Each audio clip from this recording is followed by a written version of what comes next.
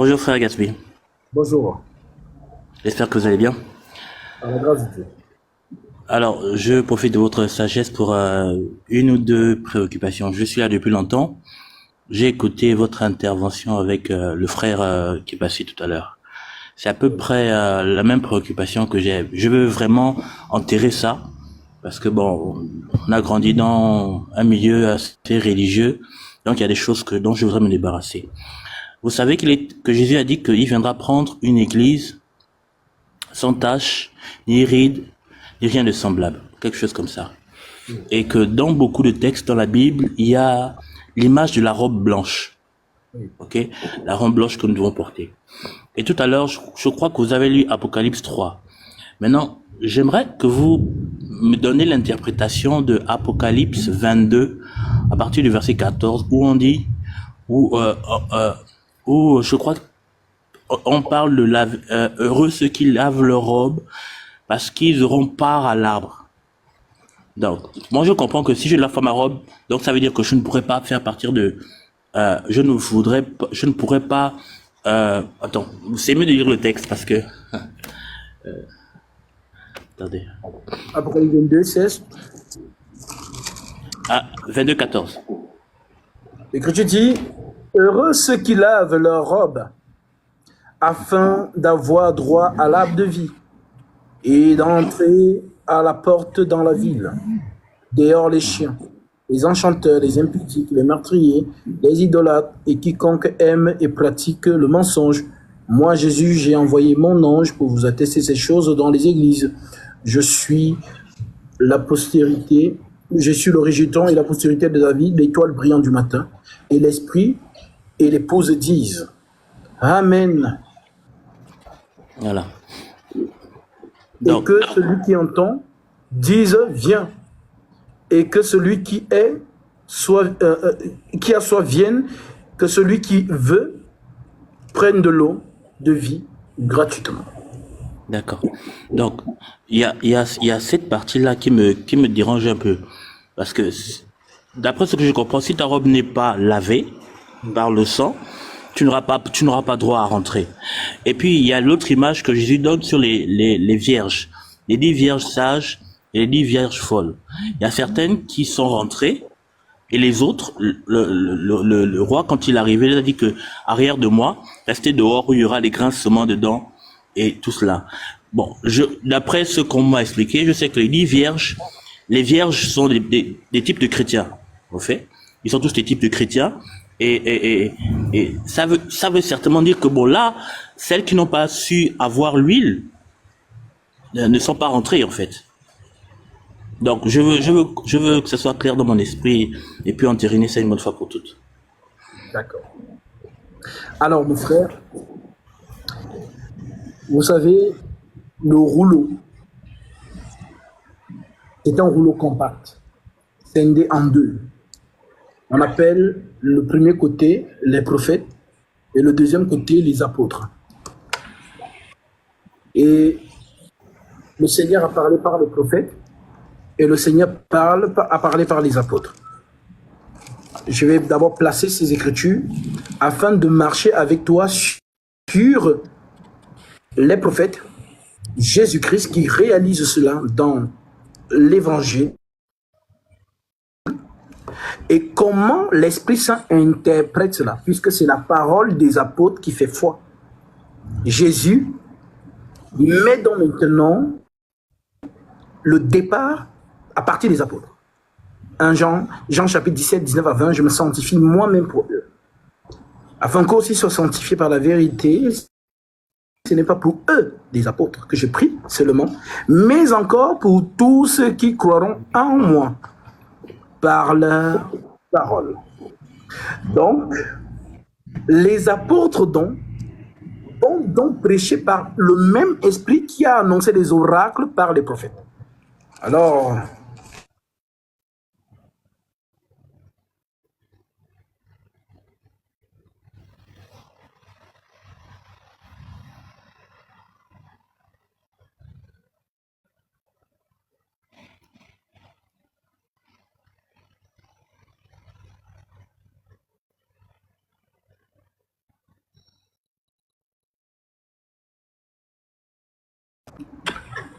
1 Pierre chapitre 1 verset 10.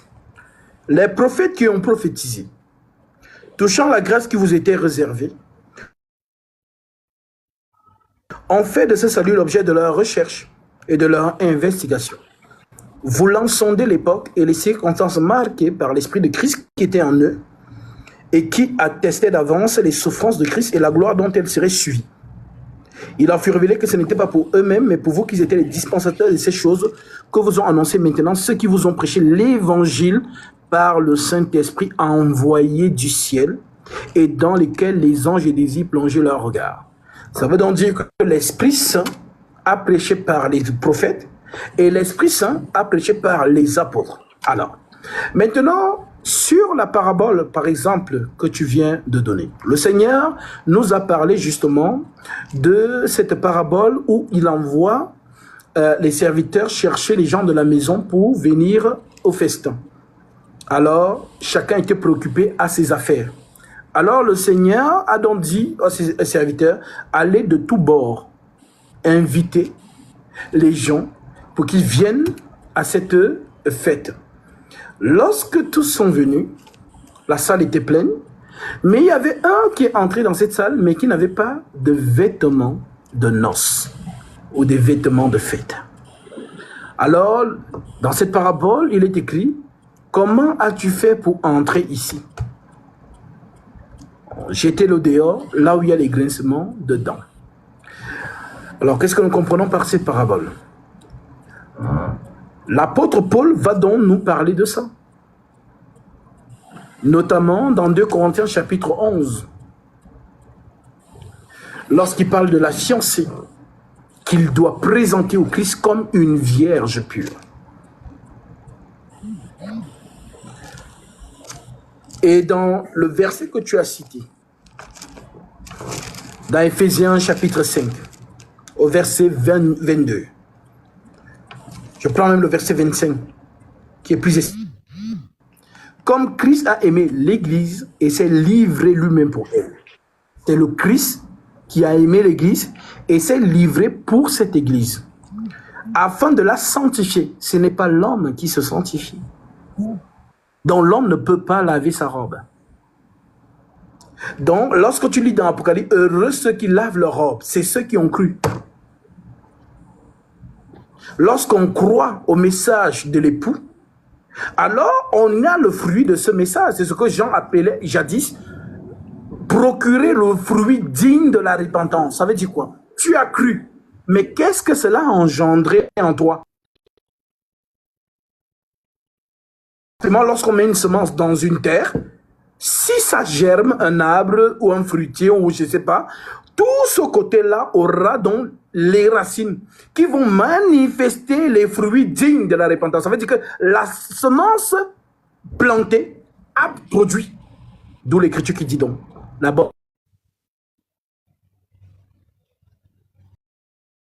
fruit. Le fruit ne peut être que manifeste si tu as compris la parole. Le fruit ne peut pas être manifeste si tu n'as pas compris la parole. Amen. Alors, comme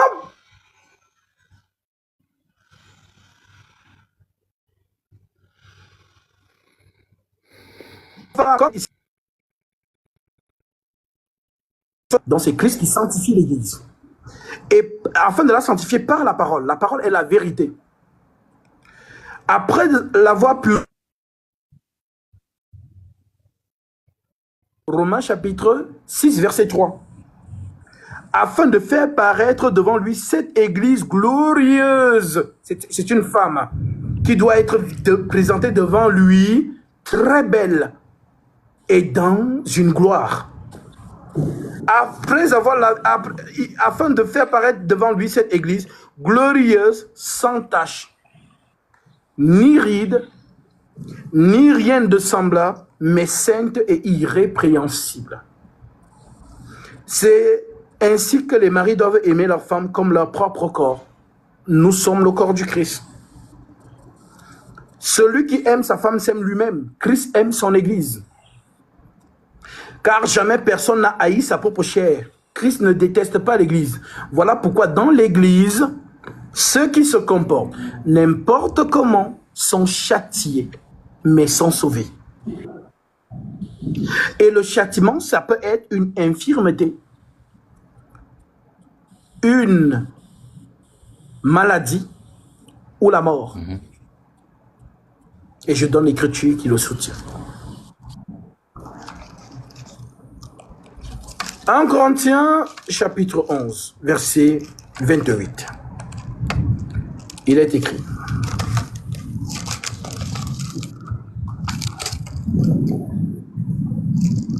C'est pourquoi celui qui mangera le pain et boira la coupe du Seigneur indignement sera coupable envers le corps et le sang du Seigneur. Que chacun donc s'éprouve soi-même et qu'ainsi qu'il mange du pain et boive de la coupe.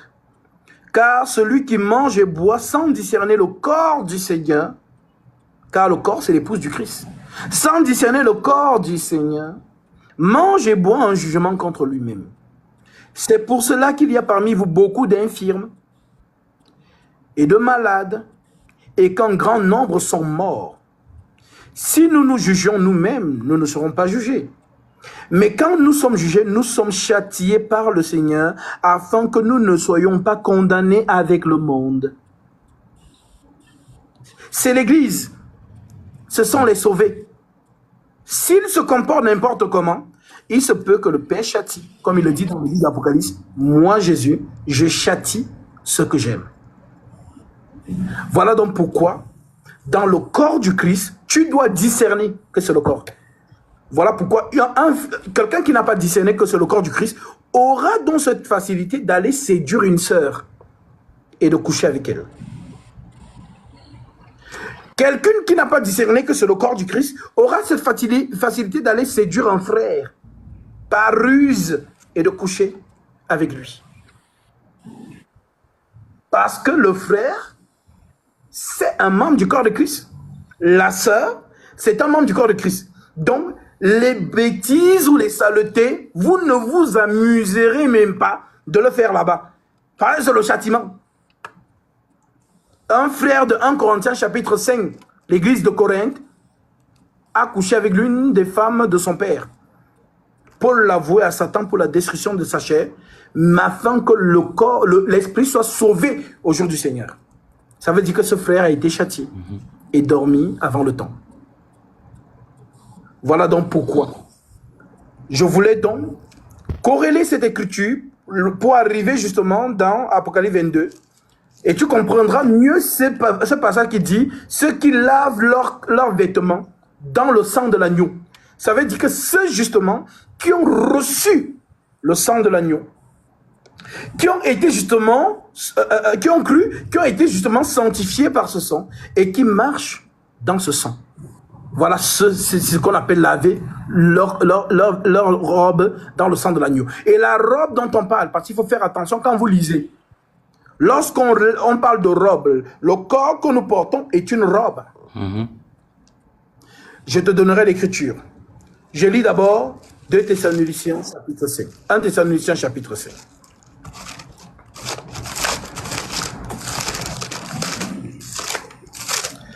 Dans le livre de 1 Thessaloniciens, chapitre 5,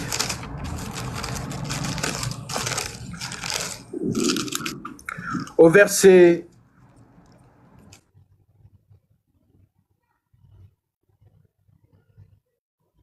Prenons le verset 1. Ça, c'est le corps du Christ, dont Paul est en train de nous expliquer. Il dit, pour ce qui est des temps et des moments, vous n'avez pas besoin, frère, qu'on vous en écrive. Car vous savez bien vous-même que le jour du Seigneur viendra comme un voleur dans la nuit.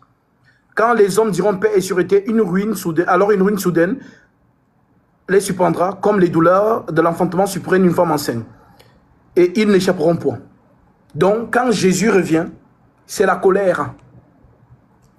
Mais vous, frères, l'Église, vous n'êtes pas des ténèbres pour que ce jour vous surprenne comme un voleur.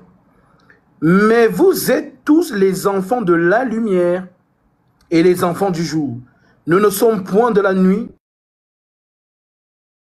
comme les autres, mais veillons et soyons sobres. Veiller dans la marche, c'est être actif, être actif dans la flamme que le Christ a allumée en toi. Il y a ceux mais n'entretiennent pas cette flamme. Et il se peut que cette flamme puisse s'éteindre. C'est ce qu'on appelle donc n'éteignez pas l'esprit. Mais celui qui alimente toujours la flamme, celui-là ne dort pas.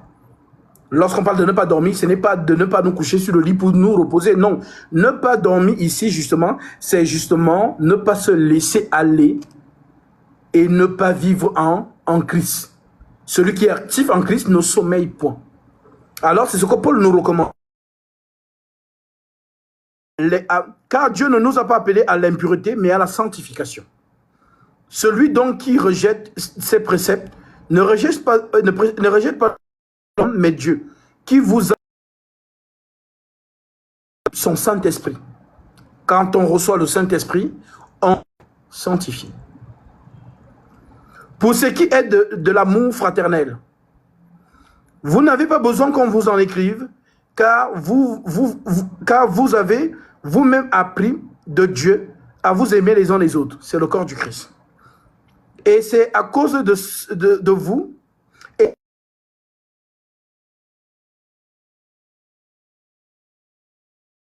mais nous vous exhortons, frères, à abandonner toujours plus de cet amour. Nous vous exhortons, frères, à abonder dans cet amour. Et mettre votre honneur à vivre tranquille, à vous occuper de vos propres affaires et travailler de vos mains comme nous vous l'avons recommandé, en sorte que vous vous conduisez honnêtement envers ceux du dehors et que vous n'ayez pas besoin de personne. Nous ne voulons pas, frères, que vous soyez dans l'ignorance au sujet de ceux qui dorment. Au sujet de ceux qui dorment. Parce que les saints qui nous ont précédés dorment pas comme les autres qui n'ont point d'espérance. Car si nous croyons que Jésus est mort et qu'il est ressuscité, croyons aussi que Dieu ramènera par Jésus avec lui ceux qui sont morts. Voici en effet ce que nous vous déclarons d'après la parole du Seigneur. Nous les vivants restés, pour l'avènement du Seigneur, nous ne devancerons pas. Donc, nous entrerons tous dans la lumière inaccessible en même temps. Car le Seigneur lui-même a un signal donné à la voix d'un archange et au son de la trompette de Dieu descendant du ciel, et les morts en Christ ressusciteront premièrement. Ensuite, nous les vivants qui sont restés, nous serons ensemble enlevés avec eux sur des nuées à la rencontre du Seigneur dans les airs. Et ainsi nous serons toujours avec le Seigneur. Consolez-vous tous les uns les autres par ces paroles. Maintenant, nous prenons 1 Thessaloniciens chapitre 5 dans le même esprit, qui déclare: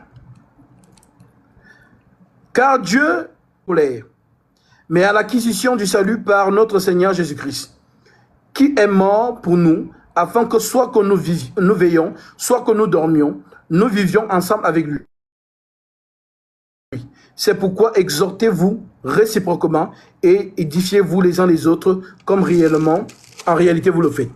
Nous vous prions, frères, d'avoir de la considération pour ceux qui travaillent parmi vous, qui vous dirigent dans le Seigneur et qui vous exhortent. Ayez pour eux de la déférence à cause de leur œuvre, soyez en paix avec vous, entre vous. Nous vous prions, frères, aussi, avertissez ceux qui vivent dans le désordre. C'est l'Église.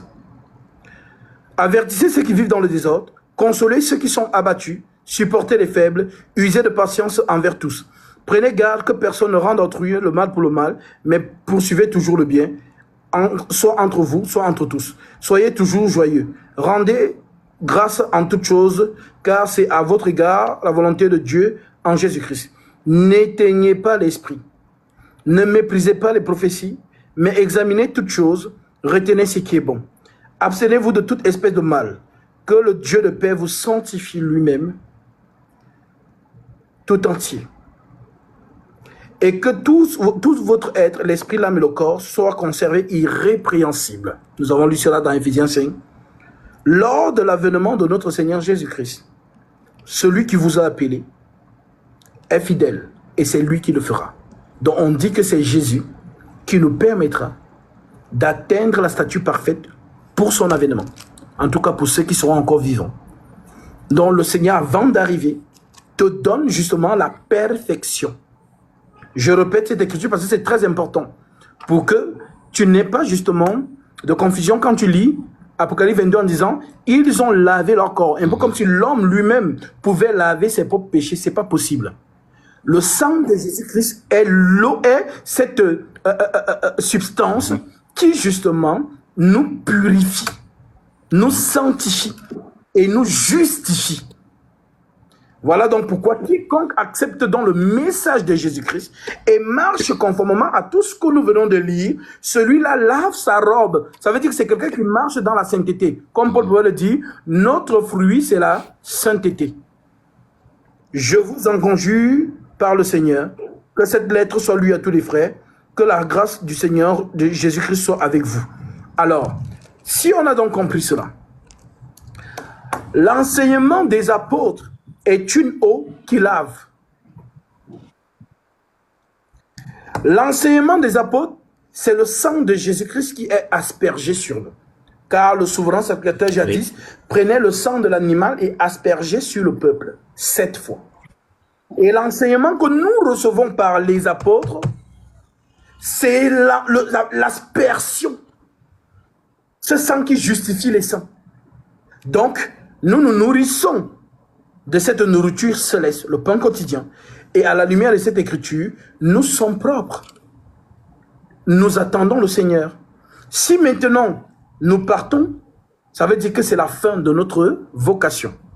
Paul n'est plus là. C'est lui qui a écrit ces choses. Est-ce qu'il est là? Non. Est-ce qu'on peut donc parler de l'enlèvement? Non. Pourquoi? Parce que l'apôtre Paul ne sera pas parmi les vivants qui verront le Christ revenir. Toi et moi, nous sommes en vie aujourd'hui, 2025. Par l'esprit de la prophétie, nous savons que l'Antichrist n'a pas encore paru. Si on voit l'Antichrist, ça veut dire que le Seigneur va arriver. Tant que nous ne le voyons pas, parce que Paul dit, voici, je vous dis un mystère. Nous ne mourrons pas tous, mais tous nous serons changés. Donc, ceux qui ne vont pas mourir là, on ne sait pas s'ils sont un seul, comme Enoch, qui fut enlevé, 7e de sa génération. On ne sait pas s'ils sont 2 ou 3. Mais il y a quelques-uns, comme l'a dit la prophétie, nous ne mourrons pas tous, mais tous nous serons changés. Donc, celui qui sera là, lorsque le Seigneur viendra, c'est parce que le Seigneur a voulu qu'il soit là. Voilà donc pourquoi il est écrit, lorsque le Fils de l'homme viendra, trouvera-t-il la foi? Donc c'est cette personne, justement, parce qu'il faut savoir que ce soit les nations, que ce soit Israël, nous formons une seule église, c'est le discours de Jésus. Il y a d'autres brebis qui ne sont pas de cette bergerie. Celles-là, j'irai les chercher. Et elles seront maintenant ensemble. Il y aura un seul troupeau et un seul berger. Donc, lorsqu'on parle de la bergerie, c'est Israël, la maison de Dieu. Éphésiens chapitre 2, verset 19. Vous n'êtes plus des étrangers, ni des gens du dehors, mais vous êtes co-citoyens des saints, gens de la maison de Dieu. Donc, nous sommes dans le même olivier, l'olivier franc. Israël, on dit que quelques branches ont été retranchées afin que toi, le païen, qui a cru en Jésus, tu entres dans cet olivier. Tu sois participant de l'huile de cet olivier. Maintenant, on dit donc que le reste d'Israël qui est introduit à présent, c'est pour que les païens entrent. Romains 11, Paul détaille cela. Paul vous dit que, si vous me permettez, si je prends juste cet extrait, Romains 11, l'Écriture dit,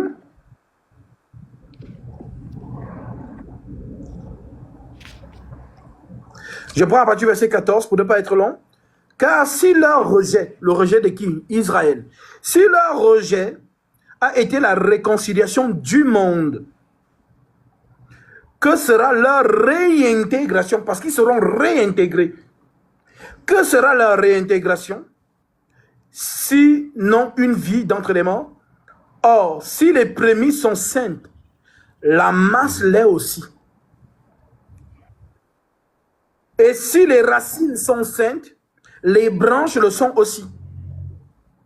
Mais si quelques-unes des branches ont été retranchées,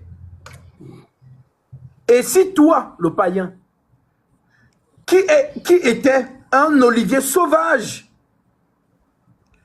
tu as été hanté à leur place et rendu participant à la racine et de la graisse de l'olivier, l'huile de l'olivier. Ne te glorifie pas. Donc toi, païen, Paul dit, ne te moque pas d'Israël, ne te moque pas des Juifs. S'ils sont incrédules aujourd'hui, c'est à cause de toi. Ils devaient rejeter le Messie pour que toi, tu crois en lui et tu entres. Mais on dit que quand on continue, ne te glorifie pas au dépend de cette branche. Si tu te glorifies, sache que ce n'est pas toi qui portes la racine, mais c'est la racine qui te porte. Donc ce n'est pas nous qui portons Israël. C'est Israël qui nous porte. Car Israël, c'est un seul homme. Souvenez-vous toujours, Jacob, c'est un homme. Que Dieu a changé le nom en Israël. Cet homme a été divisé en 12 fils. Et ce sont ces 12 fils qu'on appelle les 12 maisons de la maison d'Israël. Et parmi ces 12 maisons, il y a la 4e maison qui est la maison de Juda. Et c'est de cette maison que le Messie, dont l'Esprit vient. Mais l'Esprit vient dans cette maison, pas par le zéra, ou encore le sperme. Parce que le sperme en hébreu se dit zéra. Donc l'Esprit entre dans cette famille, non pas par le lien du sperme, mais par le lien de l'Esprit, le mariage. Voilà. Parce que la maison de David avait un grand-père. David avait un père. David avait un grand-père. Son père avait un arrière-grand-père et un arrière-grand-père. Vous avez toute la lignée de Jésus, davidiquement parlant, si je puisse m'exprimer comme ça. Luc chapitre 3, verset 23. On vous donne la lignée de Jésus. Et dans la lignée du Seigneur, il a un grand-père qui s'appelle Jésus. Oui. Si vous allez voir là-bas. C'est important parce que ceux qui nous écoutent ont besoin de précision. Vous savez comment je prêche? J'ai le souci de ceux qui nous écoutent pour qu'ils aient tous les éléments et qu'ils ne se posent pas de questions. Parce que si vous comprenez ces choses, vous êtes capable donc à votre tour de les expliquer autour de vous. Voilà. Luc chapitre 3, verset 23. Il est écrit. Jésus avait environ 30 ans lorsque il commence.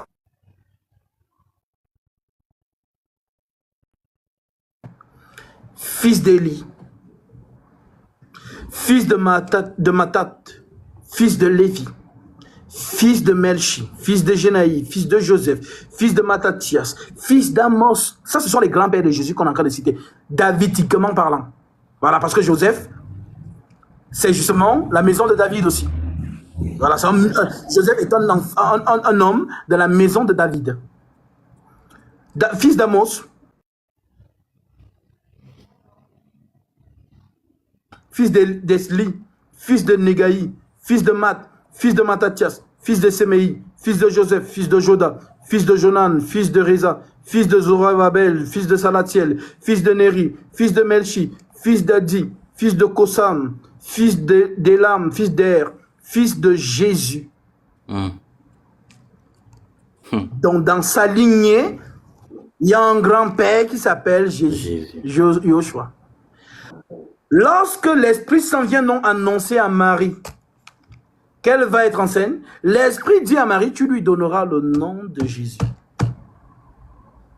Et Dieu lui donnera le trône de David, son père. Sauf que personne ne va aller humainement avec Marie. Aucun homme, Joseph, ne va pas coucher avec Marie pour qu'elle tombe enceinte. Mais Marie, justement, va tomber enceinte par la vertu de l'esprit. Ça veut dire que les paroles qui sortent de la bouche de Gabriel, c'est ça qui féconde le bébé qui est dans le ventre. Voilà donc pourquoi. Lorsqu'elle est enceinte, Joseph dit, mais attends, mais je ne l'ai jamais touchée. Alors, il se propose de rompre secrètement avec elle pour qu'on ne la lapide pas. Voilà donc comment l'Esprit va voir Joseph en lui disant, ne crains pas de prendre Marie pour ton épouse. L'enfant qu'elle a conçu vient du Saint-Esprit. Amen. Donc, Joseph accepte donc Marie. Celle-ci entre donc à proprement dit dans la maison de Judas. Et c'est par ce mariage que Jésus devient fils de David. Et non par le lien de la semence biologique. Parce que les Juifs vous disent que Jésus est un faux Messie. Parce que ce n'est pas le sperme de la maison de quelqu'un de David qu'il est né. Mais c'est normal. David, dans toute cette lignée qu'on cite là, ce sont des pécheurs. On descend jusqu'à Adam, ce sont les fils d'Adam, toute cette lignée qu'on vient de lire. Mais maintenant, Jésus n'est pas un pécheur. Jésus, c'est l'esprit. Voilà donc pourquoi il ne peut pas provenir biologiquement d'une lignée pécheresse. Voilà donc pourquoi il entre dans cette lignée par le lien du mariage. Voilà donc comment. Ceux qui ont compris cela, l'apôtre Paul donc vous fait donc comprendre, toujours dans la continuité,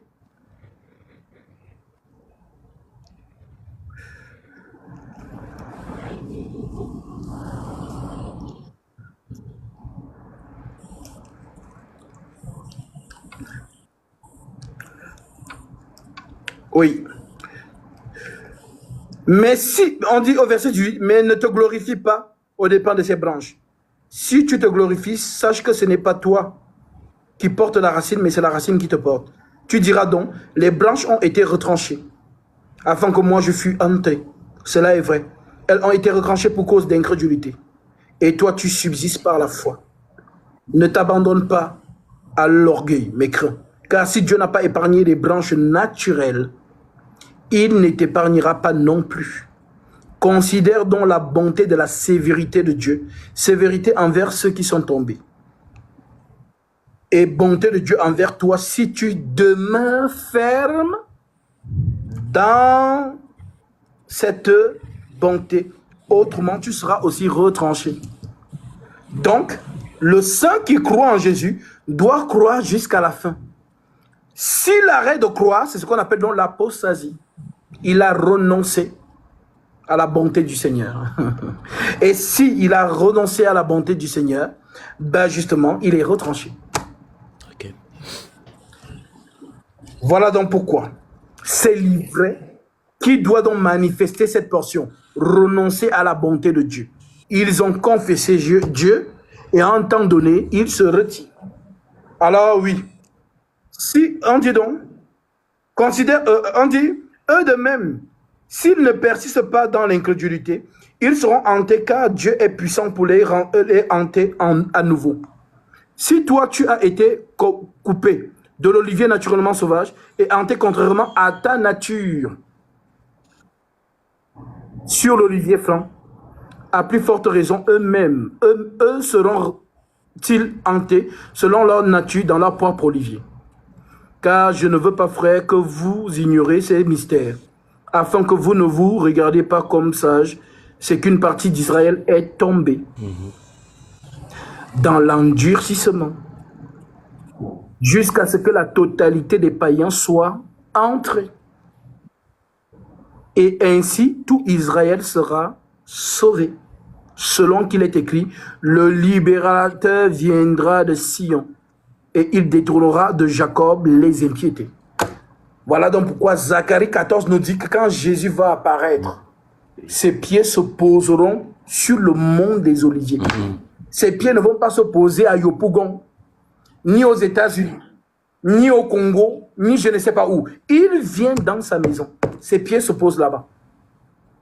C'est dans cette écriture qu'on vous cite dans Malachie, en disant, mais pour vous qui craignez mon nom, Se lèvera le soleil de la justice et la guérison sera sous ses ailes.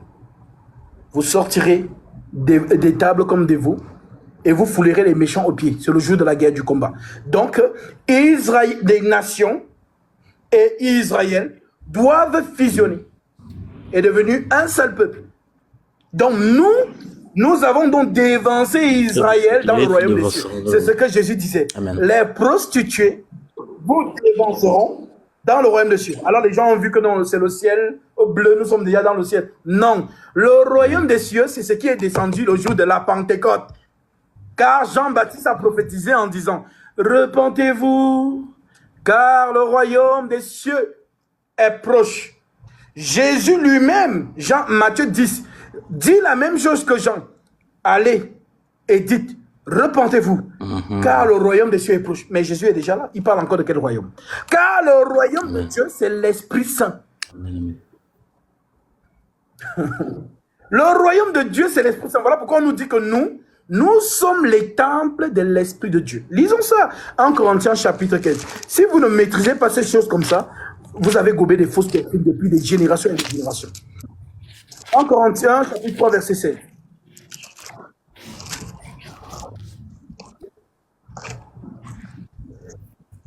L'Écriture dit,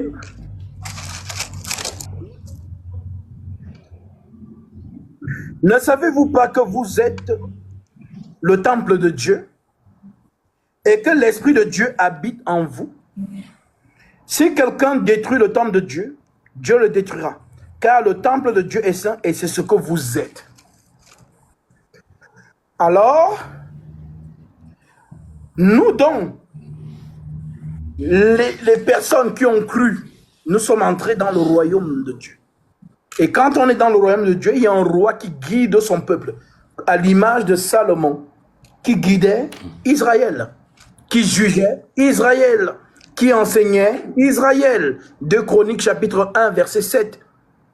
Il dit à Dieu, accorde-moi de la sagesse et de l'intelligence, afin que je sache me conduire à la tête de ce peuple. Car qui pourrait juger ton peuple, ce peuple si grand? Voilà donc pourquoi le Saint-Esprit, qui est donc le juge, quand on dit le jugement, c'est le Saint-Esprit. Apocalypse 14, 6. Et je vis un ange qui volait par le milieu du ciel, qui avait un évangile éternel, pour l'annoncer à toute tribu, à toute langue, à toute nation et à tout peuple, disant, craignez Dieu et donnez-lui gloire, car l'heure de son jugement est arrivé. Et adorez celui qui a fait le ciel et la terre et le suceau d'eau. Voilà donc pourquoi le jugement ne commence que lorsque le Saint-Esprit arrive sur la terre. Et l'adoration aussi. Tant que l'Esprit ce n'est pas là, il n'y a pas d'adoration. Car l'homme ne peut pas adorer Dieu. On adore Dieu en esprit et en vérité. Voilà donc pourquoi Jésus disait à la femme samaritaine, les vrais adorateurs. En dehors, est-ce qu'il y a des faux adorateurs? Pourquoi il ne dit pas les adorateurs adoreront Dieu en esprit et en vérité? Il dit les vrais adorateurs adoreront. Ça veut dire que même Israël, dans toute la loi, n'a jamais adoré Dieu. Conformément à l'esprit. Voilà pourquoi Paul dit, c'est nous, les vrais juifs. Nous qui rendons notre culte à Dieu par l'esprit. Je vous lis cela. Amen. Merci de l'enseignement.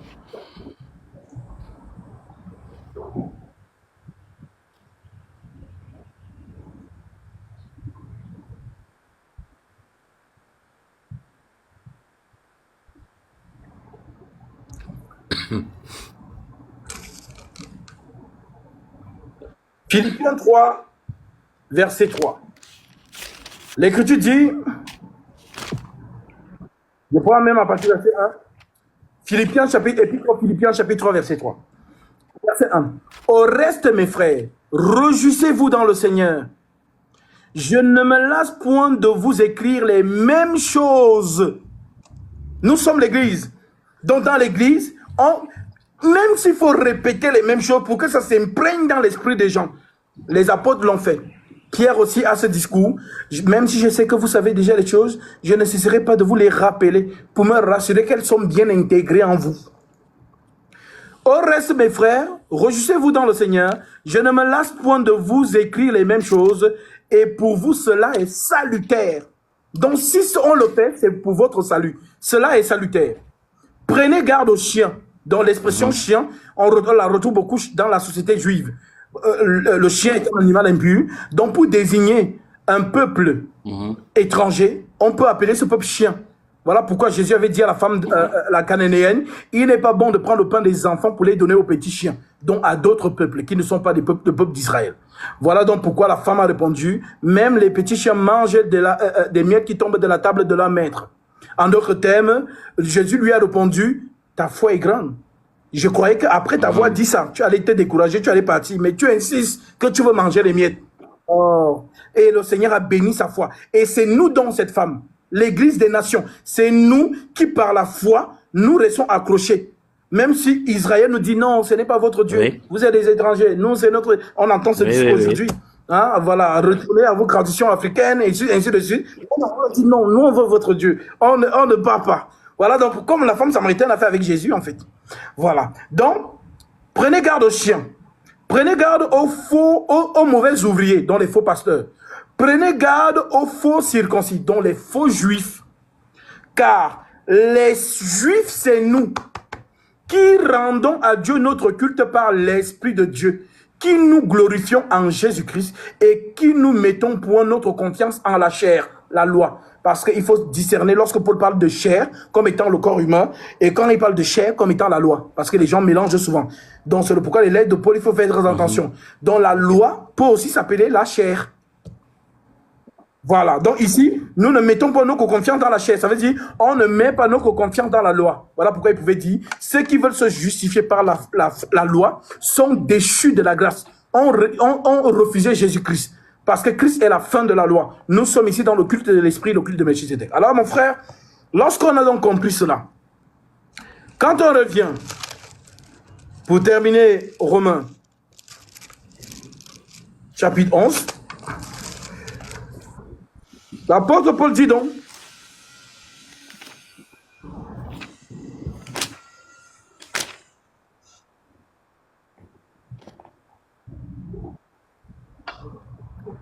car je vous le dis, si toi, verset 24, tu as été coupé de l'olivier naturellement sauvage et hanté contrairement à ta nature païenne, voilà. Sur l'olivier franc, à plus forte raison, eux seront-ils réintégrés dans leur propre olivier. Car je ne veux pas, frère, que vous ignorez ce mystère, afin que vous ne vous regardiez pas comme sages, c'est qu'une partie d'Israël est tombée dans l'endurcissement, jusqu'à ce que la totalité des païens soit sauvée, soit entrée. Et ainsi, tout Israël sera sauvé. Selon qu'il est écrit, le libérateur viendra de Sion et détournera de Jacob ses impiétés, et ce sera mon alliance avec eux lorsque j'ôterai leurs péchés. Lorsque j'ôterai. Pourtant, Christ est déjà mort, il a déjà ôté les péchés. Voilà pourquoi nous, l'Église, donc, qui avons donc cru que Christ est mort et ressuscité pour nous, nous avons pris notre baptême conformément à cela. Nous sommes donc déjà dans l'Église. On attend Israël. Voilà. Voilà donc maintenant pourquoi, aujourd'hui donc, nous sanctifions, c'est même le thème. Nous nous sanctifions. Quand je prêche tous les jours, c'est la sanctification. Les paroles que nous prêchons, le peuple de Dieu qui écoute amasse de l'huile. Parce qu'on amasse, plus tu écoutes, plus tu amasses de l'huile. Moins tu écoutes, plus justement la flamme. Parce qu'il faut savoir que Jésus parlait avec les réalités de son temps, avec la parabole aux vierges. La lampe, il y avait l'huile. Donc, l'huile représente quoi? Ce qui alimente la flamme. Si l'huile finit, la flamme s'éteint. Donc, c'est quoi dans l'huile, selon la parabole de Jésus? L'huile, c'est la parole de Dieu. Voilà pourquoi les sages, les folles disent aux sages, donnez-nous de votre huile, car nos lampes s'éteignent. Maintenant, les sages répondent, il n'y en aura pas assez pour nous et pour vous. Allez plutôt chez ceux qui en vendent et achetez-en pour vous. Donc, ceux qui vendent de l'huile, c'est quoi? Parce que si on ne comprend pas ces choses, ce n'est pas la marque de la bête que les gens n'ont pas compris. Personne ne pourra ni acheter ni vendre. Les gens ne comprennent pas le langage prophétique. Donc, parce qu'eux, ils pensent vraiment qu'on sort l'argent et on vend. Mais non, c'est un langage prophétique. Vendre, C'est enseigné. Là, je suis en train de vendre l'huile. J'enseigne le peuple de Dieu. Et celui qui écoute amasse de l'huile. Elle amasse. Il amasse. Il amasse. Donc l'huile là maintient toujours sa flamme, que j'appelle la foi, vive. Plus tu n'écoutes pas, plus la flamme se baisse. Un peu comme ici au Cameroun, voilà, lorsqu'on coupe la lumière, il y a certaines familles qui utilisent des lampes tempêtes. Voilà, il y a l'huile. Voilà, dès qu'on éteint, il allume la mèche. Et puis, plus l'huile termine, plus la flamme baisse. Plus l'huile diminue, plus la flamme baisse. Plus l'huile est augmentée, plus la flamme est vive.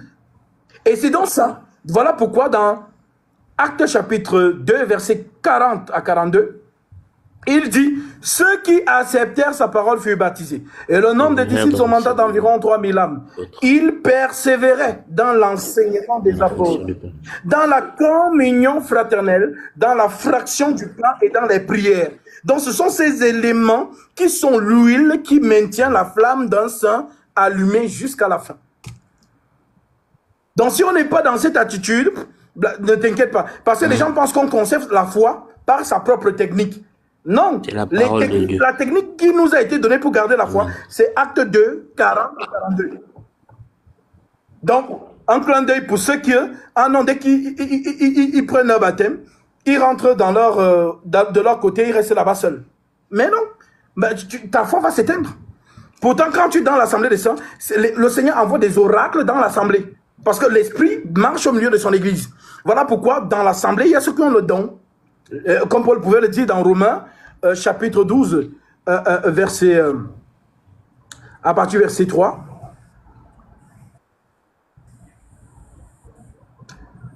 Romains 12, verset 3. Il est écrit.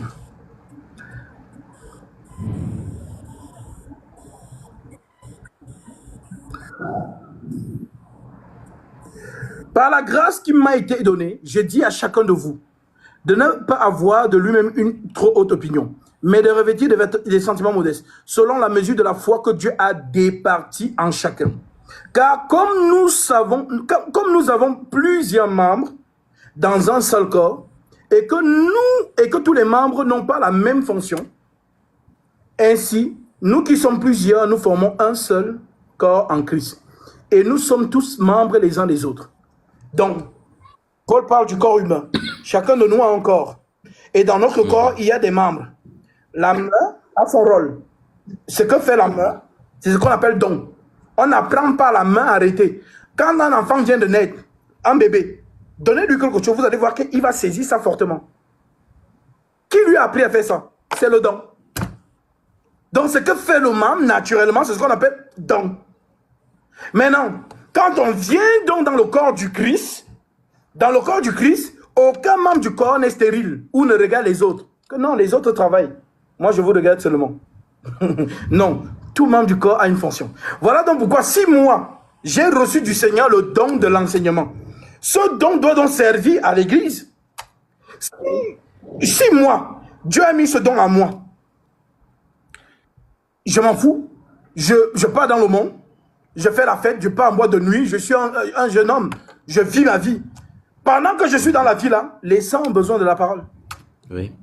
Et Dieu va me juger à cause de ce don. Voilà donc pourquoi l'Écriture, oui, Dieu va nous juger par les dons. C'est-à-dire que, je t'ai donné telle chose, tu as fait quoi de ça?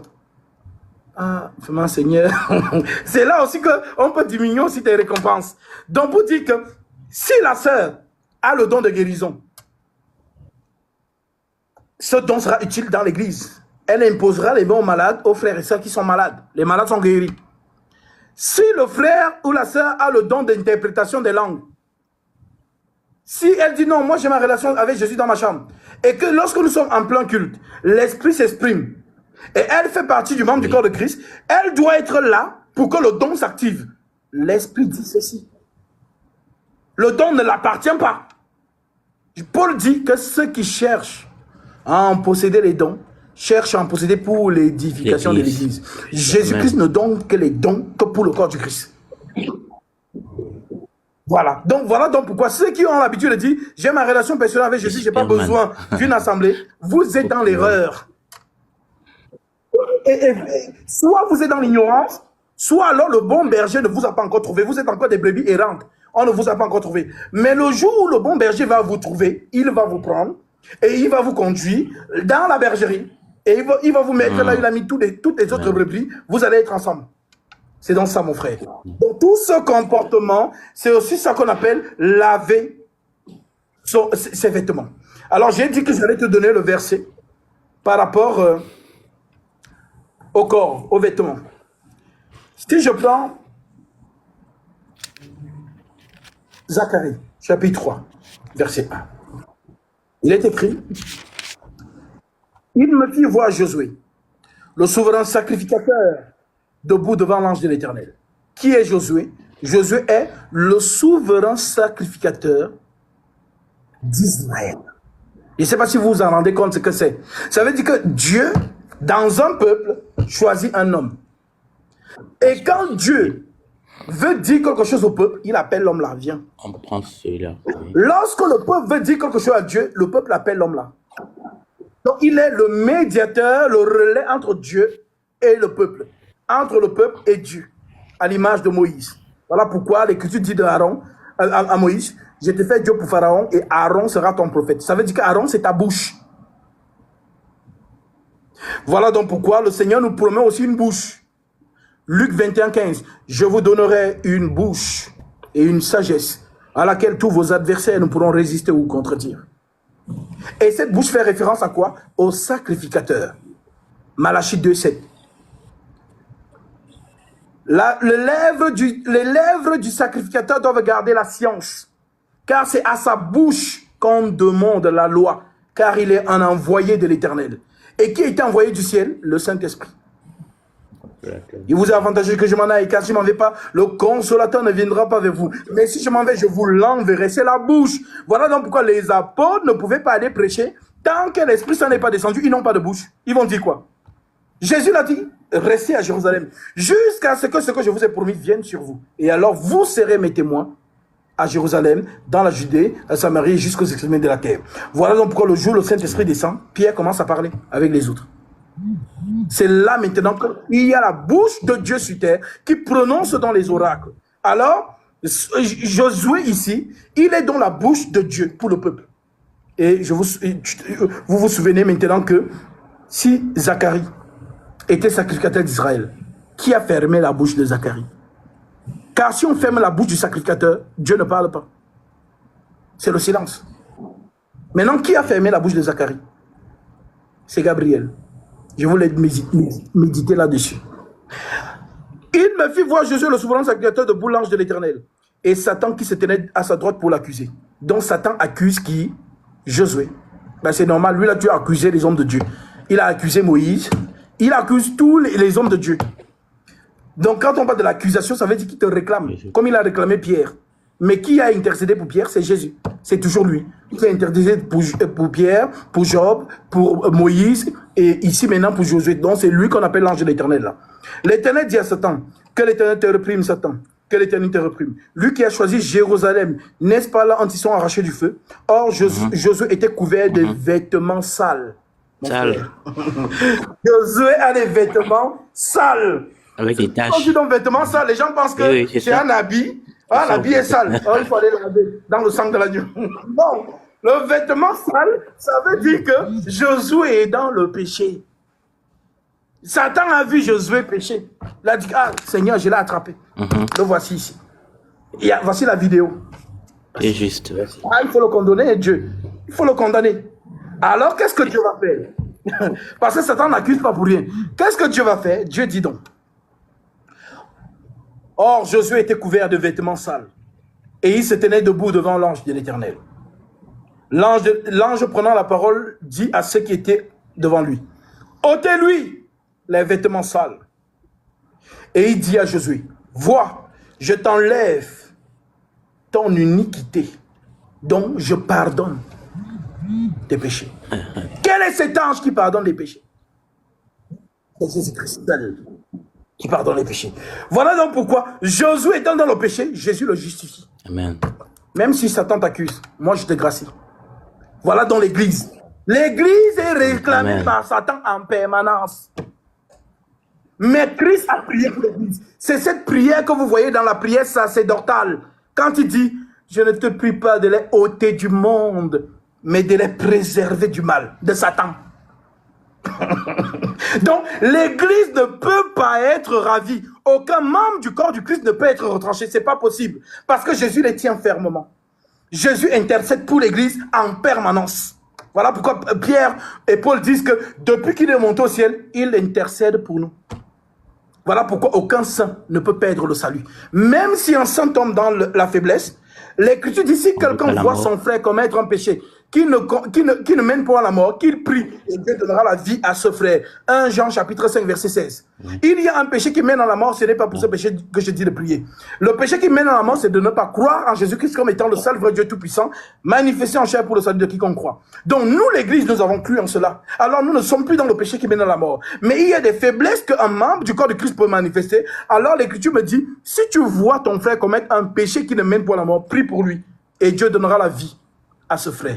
Il la donnera à tous ceux qui commettent un péché qui ne mène pas à la mort. Est-ce que cela veut donc dire, alors maintenant, comme nous ne sommes plus dans le péché qui ne mène pas à la mort, allons vivre dans le péché. Allons manger le péché de toute manière, c'est bon. Jésus intercède pour nous. Ça veut donc dire quoi? Ça veut dire que dans l'état d'esprit tu es, tu n'as pas envie de ressembler à ton maître. Quand on dit disciple, même dans le monde voilà, des arts martiaux, un disciple, c'est celui qui suit un maître, qui veut être comme son maître. Quand vous entendez souvent le Dalai Lama, tous ces gens-là, les Chinois que vous voyez souvent habillés, ou bien les Vietnamiens, ils sont habillés en tenue orange comme ça. Ils suivent un modèle.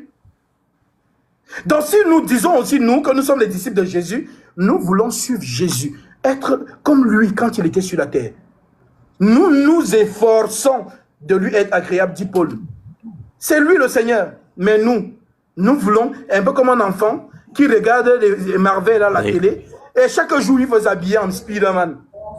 Parce que c'est son idéal. Il veut s'habiller en Batman, ou bien dans les choses là, parce qu'il se voit en ces personnes, c'est un enfant. Il est dans l'âge de l'innocence. Alors pour nous aussi, notre héros, c'est Jésus-Christ. Alors nous voulons être comme lui. Nous voulons lui ressembler dans notre vie de chaque jour. Maintenant, si je tombe, il faut que je me relève. Parce que l'ennemi attend ça. Quand je vais tomber, il va venir dans la conscience te réclamer. Regarde, regarde, tu pêches. Et pourtant, il est écrit, les enfants de Dieu ne pêchent pas. Ce sont les fils du diable qui pêchent. C'est écrit, il te montre l'écriture. 1 Jean chapitre 3. Lis, toi-même tu lis. Tu commences à trembler que oui, c'est vrai, c'est écrit. Les enfants de Dieu ne pêchent pas. Ce sont les fils du diable qui pêchent. Alors il te pose la question. Qu'est-ce que tu viens de faire là? Tu as péché, n'est-ce pas? Voilà. Donc tu es mon fils. Allons seulement. Arrête de prier. Donc, ceux qui sont dans l'ignorance, c'est pour ça qu'ils tombent. Et donc, les faux hommes de Dieu commencent donc à prêcher ce qu'on appelle donc la culpabilité. Si tu fais ceci, tu iras en enfer. Si tu te masturbes, tu iras en enfer. Alors, les gens commencent à paniquer. Maintenant, ils font les efforts pour ne plus le faire. Et maintenant, ça devient comme une addiction tellement forte qu'ils retombent dedans. Après, ils se disent que bah, mon sort est scellé. J'ai essayé d'arrêter, j'avais bien la volonté de ne plus faire ces choses. Mais voilà, mon sort est scellé. Alors je retourne dans le monde. C'est bon. Là, je ne vais pas rater les deux en même temps. Il faut quand même que, même si c'est ce qui va à laquelle je profite quand même ici. Et c'est ça donc l'enseignement des faux hommes de Dieu qui viennent mettre un joug étranger sur les gens, leur faire croire qu'eux ils sont tellement saints. Voilà pourquoi ce qui est arrivé à Marcelo, c'est une confusion. Lorsque sa femme part justement sur la table d'opération. C'est une confusion. Parce que justement, Dieu t'a donné des atouts naturels et toi, tu veux les remplacer.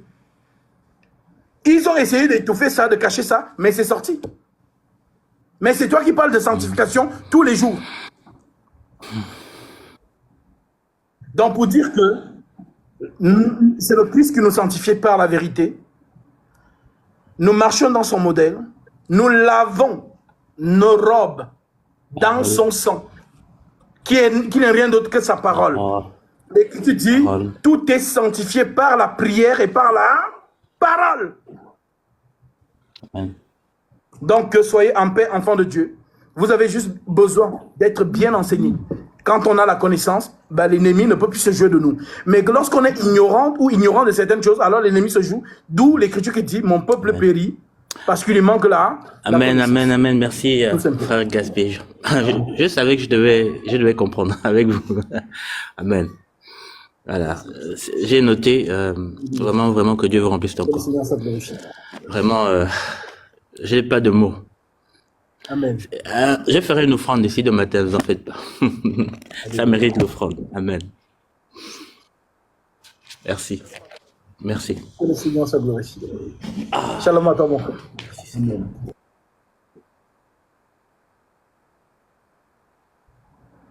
Alors, nous sommes arrivés à la fin. Je sais que ma maman m'attend déjà pour manger. Vraiment, soyez en paix, enfants de Dieu. Le Seigneur est merveilleux. Et j'aime beaucoup cette parole dans le livre des psaumes. Je pense, psaume 109, où le Seigneur dit, dans leur détresse, dans le peuple est dans la détresse, hein, dans leur détresse, ils crièrent à l'Éternel. Et l'Éternel leur envoya sa parole. Et sa parole les délivra. La plus grande délivrance, mes frères, c'est la connaissance. Car la connaissance est comme une lumière qui jaillit dans ton être et qui chasse les ténèbres qui étaient implantées. Parce que les faux enseignements, c'est les ténèbres. Voilà pourquoi les faux hommes de Dieu qui prêchent le faux, vous êtes dans les ténèbres, le jour où la lumière vous visite, vous commencez à voir comment ils sont méchants. Ah, il nous avait dit ça, mais c'est pas... Ah, vraiment. C'est ça donc. Parce que l'ennemi, l'Esprit Saint, l'ange de lumière, il prêche la vérité. Mais l'ange, celui qui se déguise en ange de lumière, prêche le mensonge. C'est ça. Quand Paul dit, Satan aussi se déguise en ange de lumière. Mais l'ange de lumière, c'est qui? Satan veut se comparer à l'ange de lumière. Mais vous ne vous êtes pas posé la question que l'ange de lumière dont on parle là, c'est qui? Mais c'est Jésus. Jésus est la vérité. Je suis le chemin, la vérité et la vie. Alors, Satan veut aussi faire croire qu'il prêche la vérité. Voilà pourquoi il se montre aussi dans une apparence d'humilité. Avec des discours fallacieux.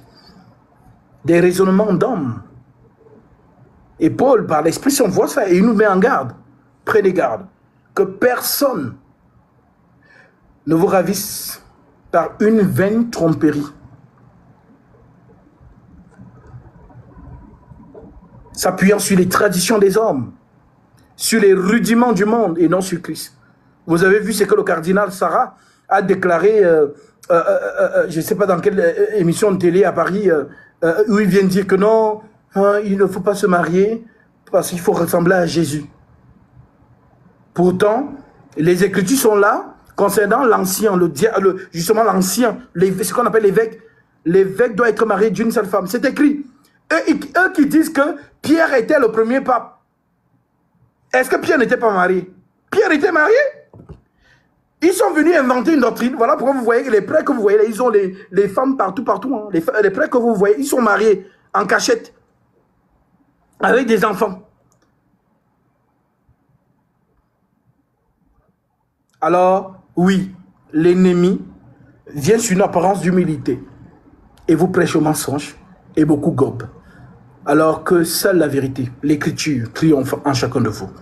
Que le Seigneur nous garde tous et qu'il nous donne toujours l'engouement, l'amour de la vérité, la passion de l'esprit, le zèle. Et qu'en tout temps, nous soyons toujours dans la joie de l'esprit. C'est la seule chose qui nous maintient. Parce que dans ce monde, honnêtement, il n'y a rien, nous nous ennuyons. Alors que Christ nous donne toujours la joie de l'esprit. La joie de l'esprit parce que le monde passe. Les enfants du monde prennent joie avec les choses de la terre, mais nous, notre joie est cachée en Jésus-Christ. Cela ne nous empêche pas aussi. Ma soeur, si tu as l'argent et que tu peux aller manger dans un bon restaurant, va manger avec action de grâce. Mon frère, si tu as l'argent et que tu peux voyager en jet privé, voyage avec action de grâce. Être en Jésus, ce n'est pas tu deviens... Non, non, non. Être en Jésus, l'apôtre Paul dit, Dieu nous donne pour que nous... Je termine par cette écriture, c'est mieux que je lise cela. 1 Timothée, chapitre 1. 1 Timothée, chapitre 6, verset, il me semble, 17. L'écriture dit,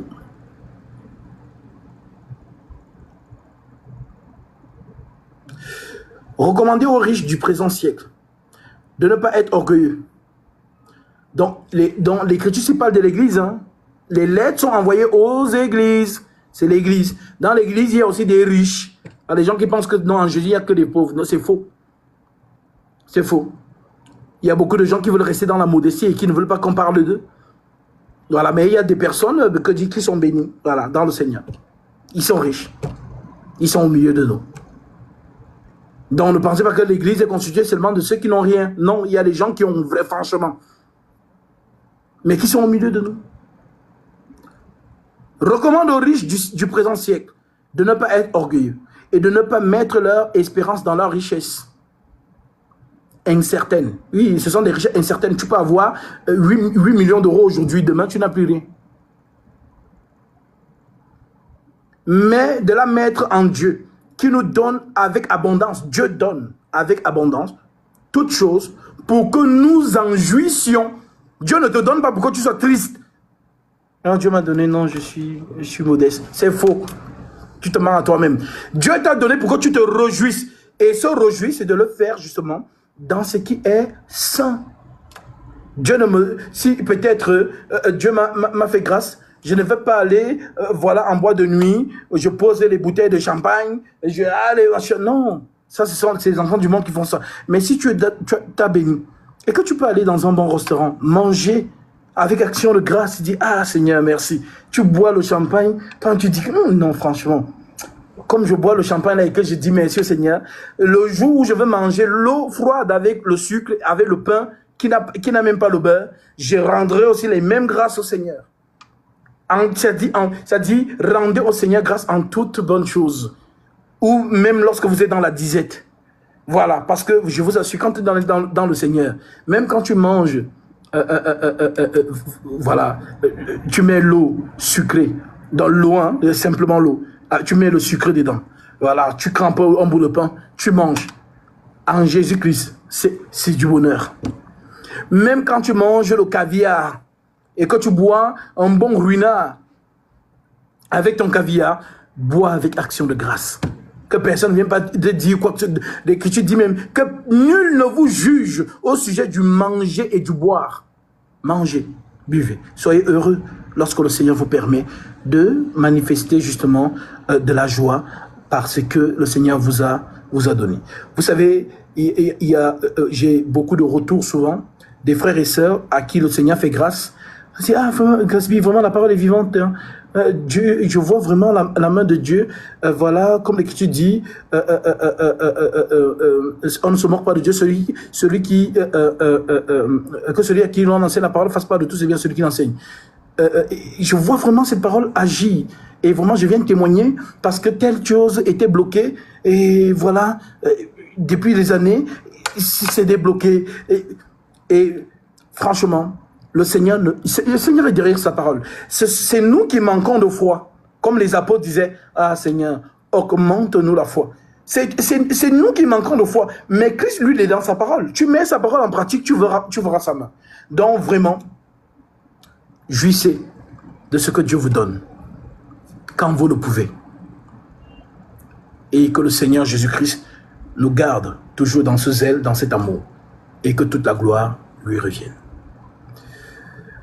Nous arrivons donc et je vais donc